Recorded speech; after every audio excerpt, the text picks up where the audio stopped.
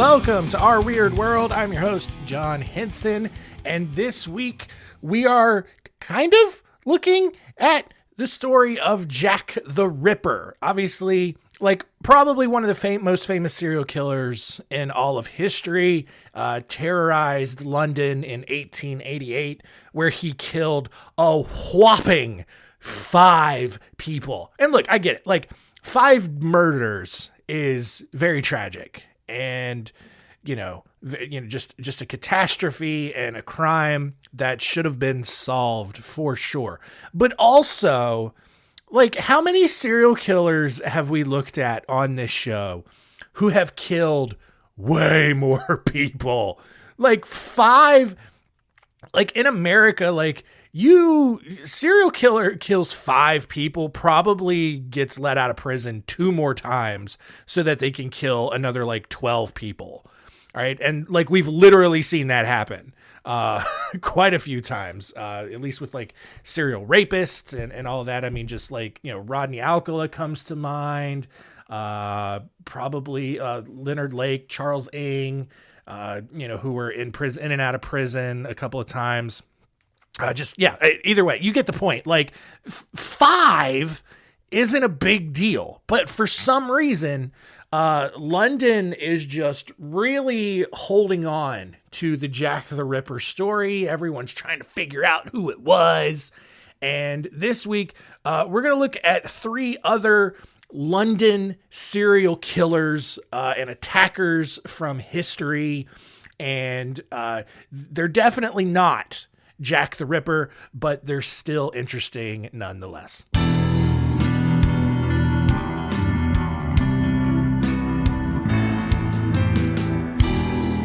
Story time. Our first story starts all the way back in 1681, 200 years before Jack the Ripper was running around killing people.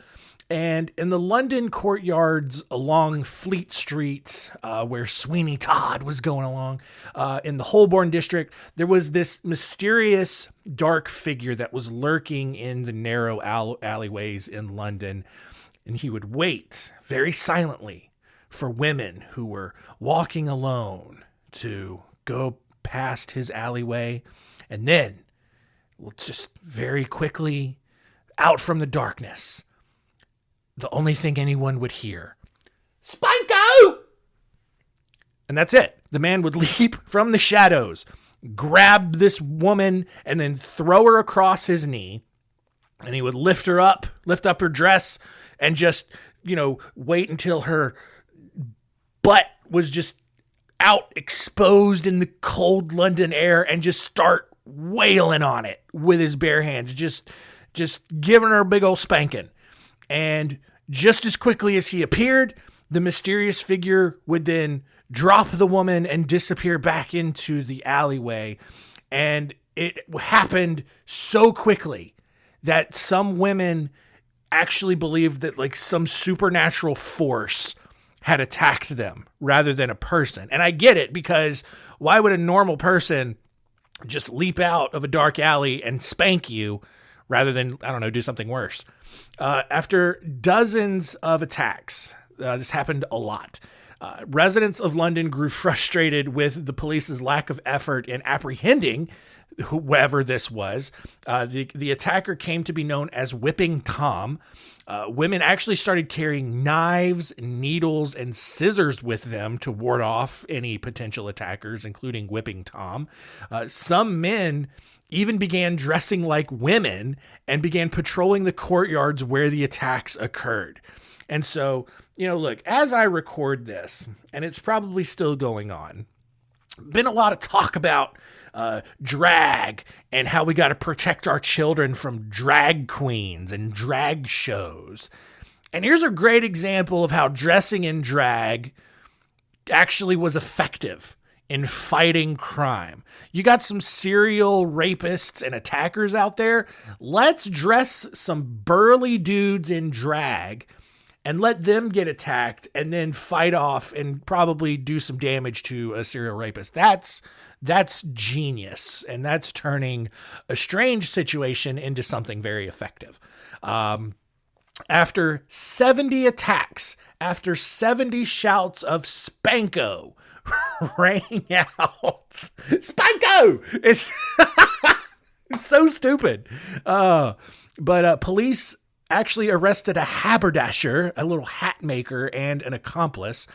There's no record of the trial or any convictions that is easily findable. But the attacks did stop happening after these two arrests. Another whipping Tom appeared in 1712 in Hackney on the north side of London. And this Tom actually whipped 70 women with a tree branch rather than like his bare hands before an arrest was made. But yeah, just some weird stuff going on in the late 1600s where just this dude was just going around spanking women. Fast forwarding now to 1788, 100 years before Jack the Ripper, another attacker, again, running amok in the alleyways. What's going on with these alleyways in London? Huh?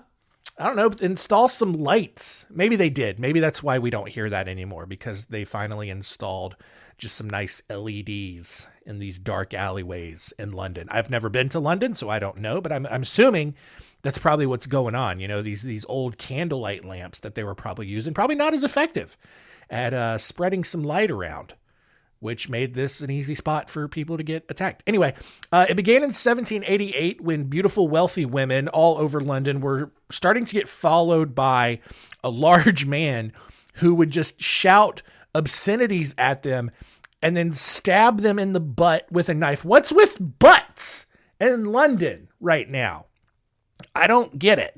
What's going on? Just dudes walking around wanting to spank butts and stab butts and just, I don't know, man. Other reports indicated that a man would invite a victim over to smell a fake nosegay. I don't know what that is. Well, I know what it is, actually. It's a British word for a small bouquet of flowers, which, like, British people, why can't you just call it a bouquet? Why do you have to call it a nosegay? Will you come smell my nosegay? Come here, little miss. Won't you come? I got a nice nosegay here. Won't you come and smell my nosegay? And what would happen is the attacker would have a spike hidden inside the bouquet. And so when the woman got her face all up in this bouquet, he would just slump and then just stab them in the face with the spike, which is pretty brilliant. In each reported incident, the attacker always disappeared into the dense, dark London fog. But over the next 3 years, over 50 women reported to have been attacked. Several had their clothes ripped. Some of them had very significant stab wounds, which you would expect when you get a spike shoved in your face. As theories of the London Monster, as he came to be called, gained steam in the media, wealthy women that hadn't actually yet been attacked started to feel left out. Several women who wanted attention so desperately, and pity and whatever else came with that in London high society, they started faking stories and making up stories of being attacked, even going so far as to actually faking their own wounds. They would just stab themselves, rip their own clothes, and claim to be attacked by the London Monster. Men, actually, it became so frequent and so, common that men actually became too scared to approach women in the streets out of fear of being accused of being the London Monster.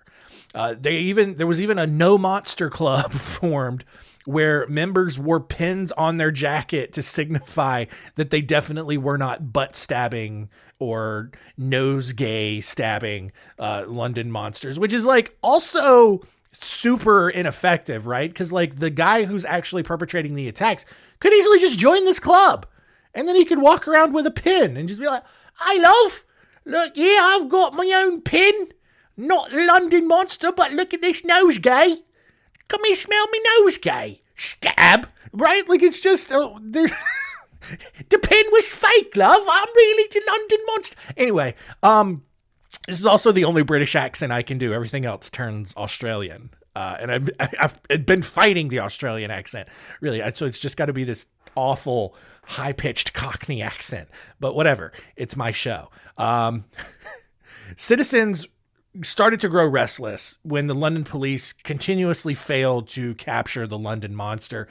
Some men began arming themselves and patrolling the streets in their own sort of vigilante posse groups. Women actually began strapping copper frying pans to their underneath their dresses and over their butts to prevent them from being stabbed. Local pickpockets then took advantage of this hysteria by robbing people and then pointing at them and shouting "monster," so that people would think that someone had spotted the London monster or whatever, and then the pickpockets would just run away and escape during all the chaos.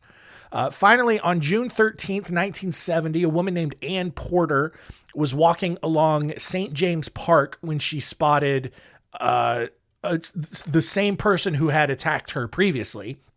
Her designated friend zone serf, John Coleman, who was walking with her, pursued the man, confronted him, and then challenged him to a duel.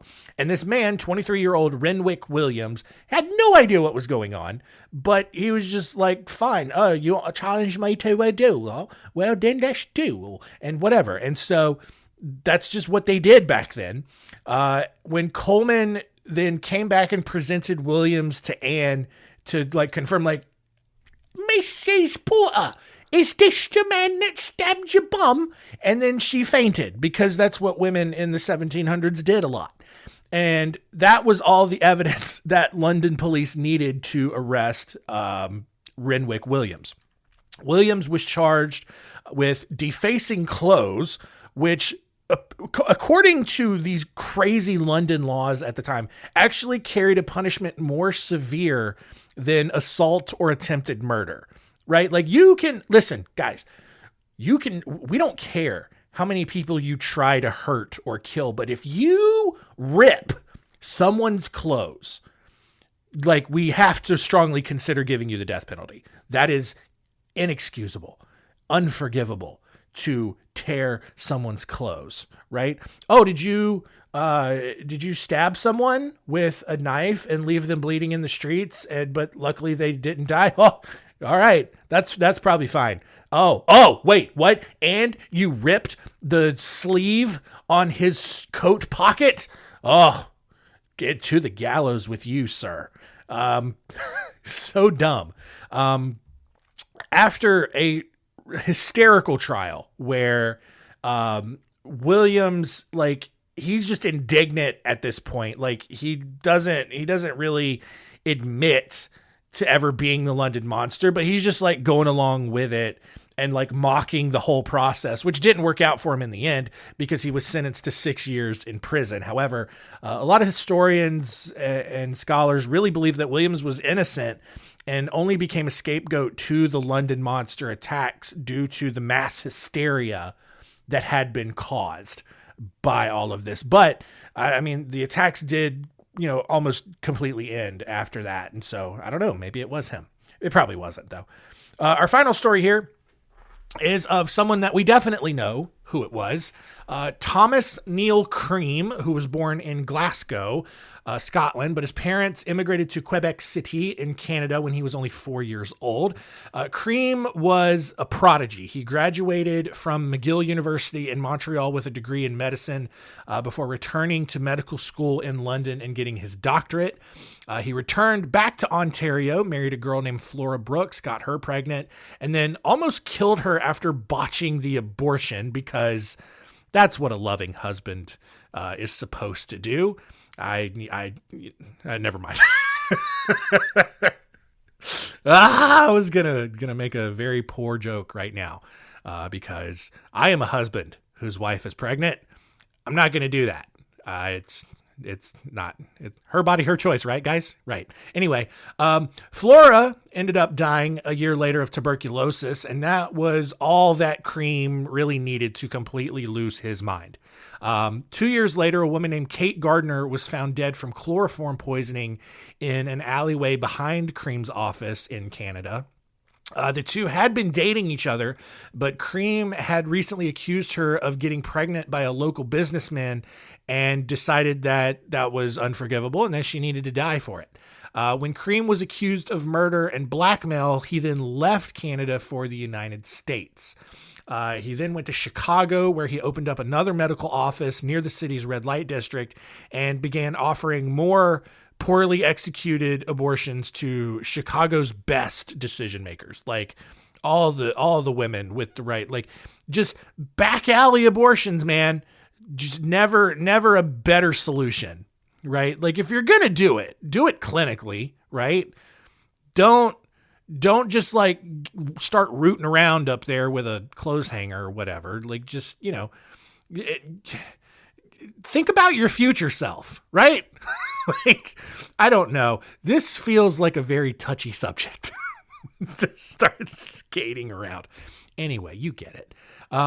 When a local Chicago prostitute, Mary Ann Faulkner, was found dead in August of 1880, Cream was charged with her murder, but was eventually released because there was just a lack of direct evidence. Less than a year after that arrest, Cream was a suspect in 3 other deaths, including that of Daniel Stott, who died from strychnine poisoning. Cream had actually been having an affair with Stott's wife, and Cream had supplied her with the poison under the guise of it being a cure for epilepsy, which, I mean, I guess wasn't entirely false, because if you're dead, then you don't have epilepsy anymore. So, I mean, tomato, potato, right? After trying to blackmail a pharmacist, Stott's widow finally turned all the evidence against Cream over to the state, and he was arrested for murder and sentenced to life in prison. Now, that is where that story should end, but it doesn't. Cream's brother actually ended up bribing Illinois Governor Joseph W. Pfeiffer, and Cream was released after only serving 10 years in prison. And once he was free, he used money that he had inherited from his father, who had died while Cream was in prison, to then sail back to England, where he wasted no time setting up another medical practice in the worst neighborhood in London in 1891. So Cream allegedly arrives back in London, opens up a new practice in 1891, 3 years after the Jack the Ripper murders. In less than a year, Cream had poisoned 4 more sex workers. And then just for fun, he wrote basically anonymous letters to prominent men in the area, blackmailing them by accusing them of each murder. However, these weren't anonymous letters. Like, he legit signed his name because Cream had like made this habit of accusing random people for all of these murders. The London police quickly figured out that he was the one who was actually committing the murders, because it was like Cream was the only one out of everyone who knew that all of these women had been murdered. And yet, how would he also know that each of these different men were also the killer? Like, it made absolutely no sense every single time. And so that was pretty easy to figure out. So police put Cream under surveillance, where they learned of his frequent interactions with the area's sex workers. They also learned of his prior murder conviction back in Illinois. And as as police were starting to close in, they received an anonymous letter from Jack the Ripper attempting to pronounce Cream's innocence. And everyone at the police station, when they read that, thought that was the most hilarious thing they had ever seen, because it was super obvious that Cream had written that letter. So on June 3rd, 1892, Cream was arrested and charged with the murders of 4 different women, plus the attempted murder of another, and then plus some extortion charges on top just because. After 4 days in courts and a whopping 12 minutes of deliberation from the jury, Cream was found guilty of all charges and sentenced to death. And then a little more than 2 weeks later, which I love when it's this quick, Cream was hanged at the Newgate prison. Now, a lot of people for a very long time really did think that Thomas Neill Cream was Jack the Ripper. And there are some connections, right? Like Jack the Ripper, known for killing prostitutes in a very, very sophisticated, almost surgical kind of way. Thomas Neill Cream, a doctor, also killed sex workers in a similar way. Even more, James Billington, who performed the execution, claimed that Cream's last words on the gallows were, quote, "I am Jack the," and then whatever. However, no one else who attended the hanging could corroborate the story. And also because Cream was actually still in prison in Illinois at the time of the actual Ripper murders in 1888. That is wholly documented. So there's literally no way that Thomas Neill Cream was Jack the Ripper.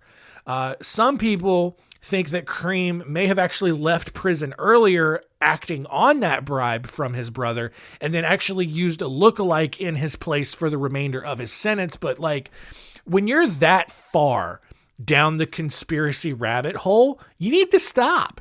Like, you have too much faith in humanity to like really think that that's legitimate, right? Because like, you know, look, conspiracies are fun to think about, but the reality of the situation is that the world is so full of incompetent people, right? Just like to think that anyone in Congress has the ability to execute some sophisticated, underground plot, to think that there is this existence of some black market cabal of this pedophilic sex ring, adrenochrome drinking Illuminati group that secretly runs. Like, no. There's just the people that get elected are too stupid, too genuinely stupid to be able to pull off something of that complex magnitude. All right. Same thing here. Like, sure, there was a lot of corruption in the Illinois government back then, probably still is. Yes, Cream's brother did bribe the governor to get him released early, but then to add that extra layer of, and then he used a body double to then serve the rest of the sentence. Like, no. Like, he was in prison. His brother bribed the governor. He got released after 1888, arrived in England in 1891. Like, that's documented, right? But one possible explanation, I'm going to go back and wrap this story up. One possible explanation for this purported confession actually came from Cream's biographer. And according to him, Cream had actually gotten so scared during his execution that he lost all control of his bodily functions. And so instead of saying, "I am Jack this biographer believes that Cream actually said, "I'm ejaculating." Which, yeah, I can see that.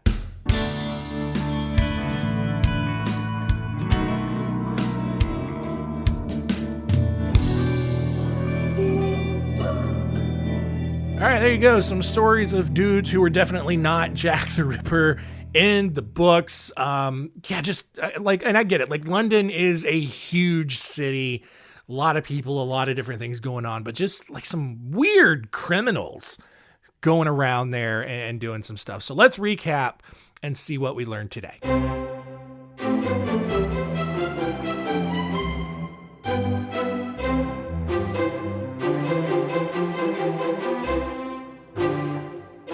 What did we learn? Number one, Spanko! Just a dude running around spanking ladies in London in the 1700s, known as Whipping Tom. Number two, things got so bad during the London monster attacks about 100 years later that women were strapping copper frying pans to their butts to prevent them from being stabbed. What's going on? Did the women in London back then just have some big old donks, some big old dump trucks back there under their petticoats? Or I don't know what they wore, but like, I don't know, man, what was going on there? And number three, Thomas Neill Cream, definitely not Jack the Ripper, but it's understandable why some people would think that he was, but he was in prison in Illinois at the time of the murders and definitely just wasn't him.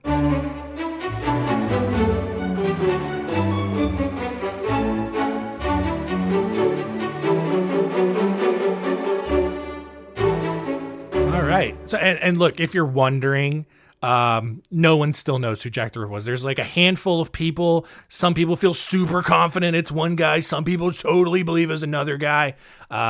It's still no one knows. And who cares? It was 5 people. All right. Like he was no Andre Chikatilo, no Gary Ridgway, no Ted Bundy. All right.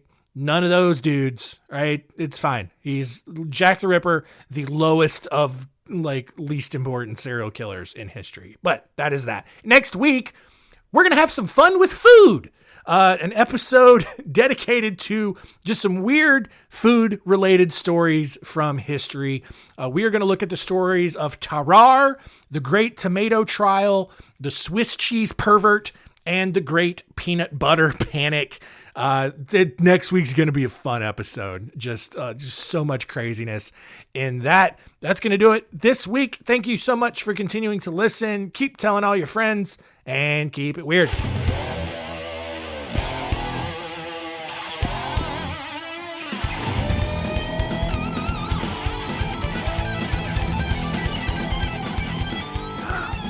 Well, the boys round here don't listen to the Beatles. Run old Bocephus through a jukebox needle. At a honky-tonk where their boots stomp. All night? What? That's right. Yeah, and what they call work, digging in the dirt, gotta get it in the ground for the rain come down, to get paid, to get the girl in your four-wheel drive. A country boy can survive. Well, the boys round here, they're keeping it country. Ain't a damn one know how to do the Dougie. You don't do the Dougie? No, not in Kentucky. But these girls round here, yep, they still love me. Yeah, the girls round here, they all deserve a whistle. Shaking that sugar, sweet as Dixie Crystal. They like that y'all and southern drawl and just can't help it 'cause they just keep falling for the boys round here drinking that ice cold beer, talking about girls, talking about trucks, running them red dirt roads out, kicking up dust. The boys round here sending up a prayer to the man upstairs. Backwoods legit. Don't take no shit. Chew tobacco, chew tobacco, chew tobacco spit.